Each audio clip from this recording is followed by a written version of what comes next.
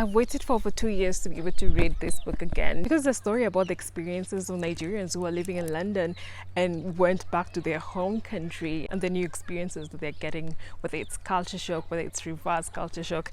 And I just wanted to read this again when I was back home from France so that I would be able to juxtapose the experiences that I would have and the ones that have been in this book. And it's just amazing how they're so similar. One of the things that really hit me when I just arrived at the airport was the weather. It's so hot, but I'm really loving this heat, this warmth, because living in France is like 3 months out of the year is when you actually get to feel the heat of the sun, and it's even too hot during the summer, and the rest of the 9 months you're just there in cold, and I'm really enjoying this warmth. It's amazing.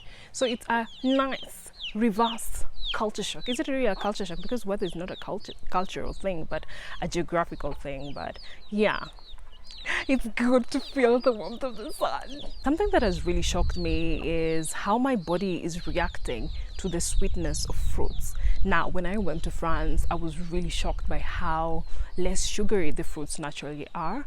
But here in Kenya, the fruits are naturally just sugary, but my body is actually rejecting that.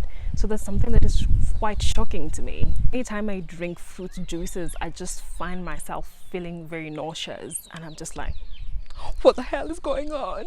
Something that's also in this book is comments on marriage. When are you getting married?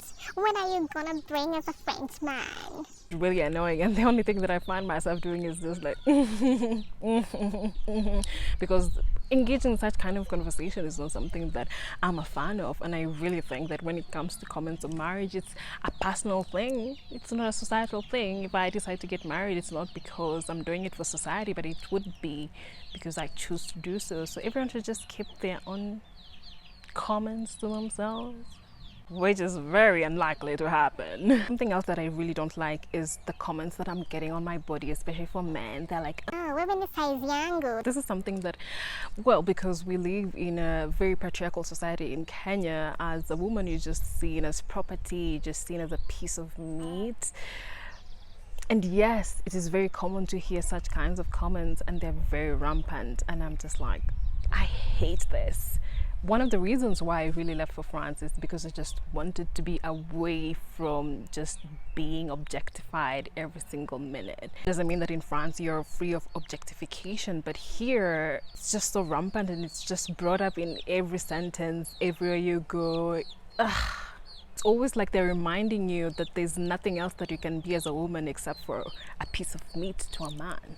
And also one of the things that is some sort of a shock, but not really, is seeing how much I have changed and how much the people who remained back home haven't changed. Before I left for France, I was really living in survival mode because that is how I was taught that life is about surviving. And now I really don't see life as a way of surviving. I am not trying to hold on to life and thinking that everything is just going to burst the next minute. I'm taking each day at a time. I'm being intentional about my time. I am not in a hurry because I've also let go of the need to control my life. And I've also welcomed the uncertainty of life. But I find that a lot of people, especially the young people who are really chasing the hustle culture, they're living life as if it's an emergency.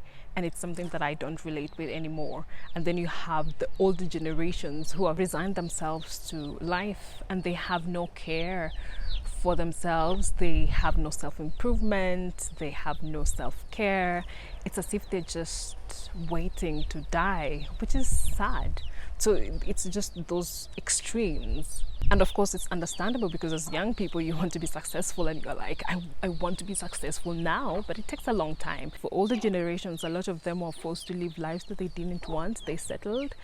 And instead of trying to change that, they've just accepted their lives at that. So it's really interesting to see that. I'm going to continue reading the book to see whether I'm going to find more similarities between my reverse culture shock and what some characters here are experiencing. But it's just amazing to be back home. I mean, home is always going to be home.